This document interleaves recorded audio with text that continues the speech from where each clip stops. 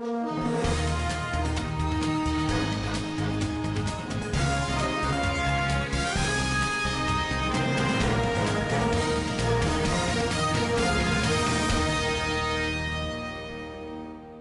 News కి స్వాగతం. నమస్కారం. ఈరోజు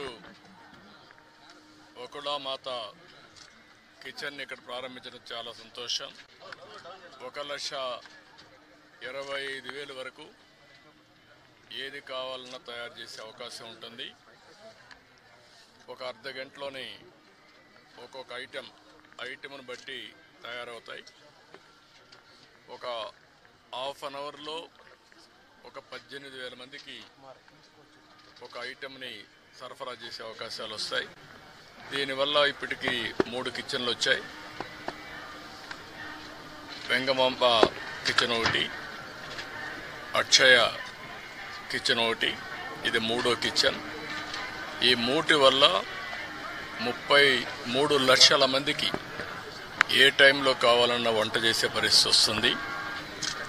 అదే సమయంలో ఏది కావాలన్నా ఒక 30 నిమిషాల నుంచి మ్యాక్సిమం 30 నిమిషాల నుంచి సాంబార్ రైస్ అయితే 1 గంట 45 నిమిషాల వరకు అవుతుంది. దీనివల్ల క్వాలిటీ బాగా పెరిగే అవకాశం ఉంటుంది. ఎప్పుడు కూడా వెంకటేశ్వర స్వామి దగ్గరికి వచ్చిన వారు ప్రసాదాన్ని కానీ అన్నాన్ని కానీ ప్రసాదంగానే భావిస్తారు. అలాంటి భక్తులకి మెరుగైన సేవలు అందించడానికి ఇక్కడ కిచెన్స్ అన్ని పనిచేస్తాయి. అదే సమయంలో ఎక్కడ కూడా నాణ్యతలో ఎక్కడ రాజీ పడం, ఎక్కడైతే ముడి సరుకులు కావాల్సినటువంటి మనం ప్రొక్యూర్మెంట్ నుంచి అన్ని జాగ్రత్తలు తీసుకుంటున్నాం. ల్యాబొరేటరీస్ అన్నీ పెడతాం. ఆ ల్యాబొరేటరీస్లో అన్ని టెస్ట్ అవుతాయి, అన్ని రికార్డ్ చేసుకుంటారు. అదే సమయంలో ఇక్కడ ప్రాసెస్ కూడా one of the best recipe. Venkateswara Swamy దగ్గరుండే లడ్డు ప్రపంచంలో ఎక్కడ కూడా ఎవరు కూడా రిప్లికేట్ చేయలేకపోయారు, తయారు చేయలేకపోయారు. దానికంటూ ఒక పేటెంట్ కూడా ఉంది. చాలామంది ప్రయత్నం చేసి కూడా ఫెయిల్ అయ్యారు. అలాంటి పవిత్రమైన లడ్డుని కానీ, ఇక్కడుండే జిలేబీ కానీ, ఇక్కడుండే మైసూర్ పాక్ కానీ దానికి ఒక ప్రత్యేకత ఉంది. వడకు కూడా ఒక ప్రత్యేకత ఉంది. అలాంటి మళ్ళీ ఇవన్నీ కూడా టోటల్గా ప్రక్షాళన చేసి రాబోయే రోజుల్లో ఫీడ్బ్యాక్ కూడా తీసుకుంటాం. ఈరోజు మీరు చూస్తే ఉదయం ఒక అర్ధ గంట నేను కూడా సమీక్ష చేశాను. నా సమీక్షలో ఒకప్పుడు ఏవైతే పగడ్బందీగా చేయడానికి మొత్తం గ్రీన్ కవర్ అయితే ఇప్పుడు 72%కి వచ్చాం. డీప్ ఏదైతే ఫారెస్ట్ ఉందో దీన్ని 72%కి వచ్చాం. దాన్ని 90% తీసిపోయే అవకాశం ఉంది. బయోడైవర్సిటీ కూడా ఫోకస్ చేయమన్నాను.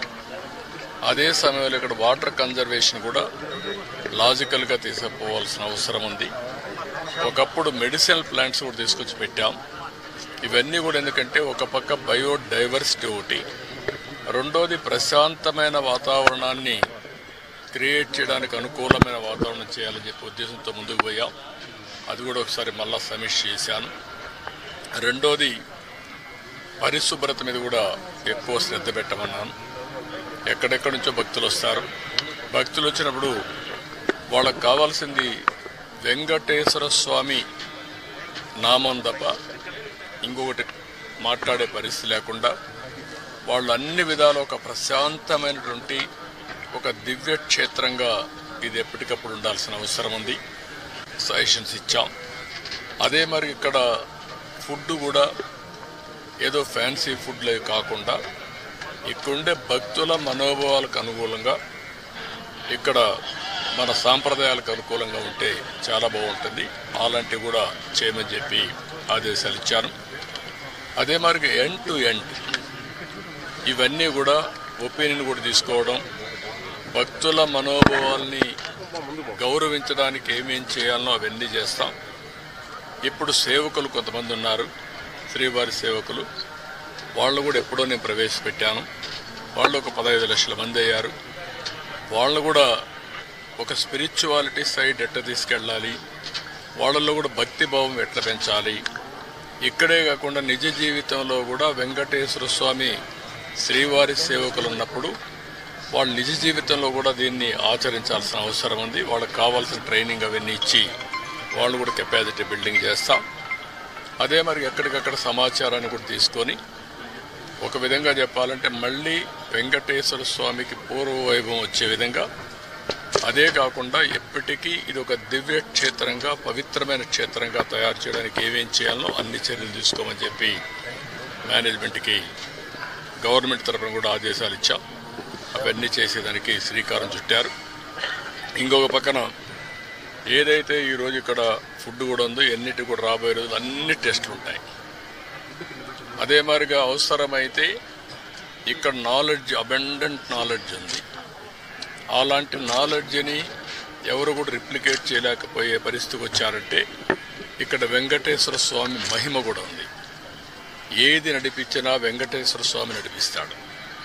మనం నిమిత్త మాత్రమే.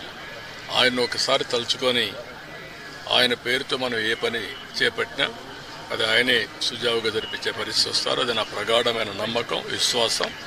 అందుకే నేను నిద్రలేస్తే ఎప్పుడైనా సరే నాకు ఏ కష్టం వచ్చినా ఆయన ఒకసారి తలుచుకొని దానిపైన నిర్ణయం చేసుకుంటాను. ఆ నిర్ణయం ఎప్పుడు కూడా నేను తప్పు చేయకుండా ముందుకు పోయేదానికి ఉపయోగపడతా ఉంది. ఇక్కడుండే వాళ్ళు కూడా ప్రతి ఒక్కరూ ఇక్కడ పనిచేసే వాళ్ళు కానీ వచ్చే భక్తులు కానీ పవిత్రమైన భావంతో మీరు ఇక్కడ ఉండాల్సిన అవసరం ఉంది. మీరు పవిత్రంగా ఉండడమే కాకుండా దివ్యక్షేత్రాన్ని పవిత్ర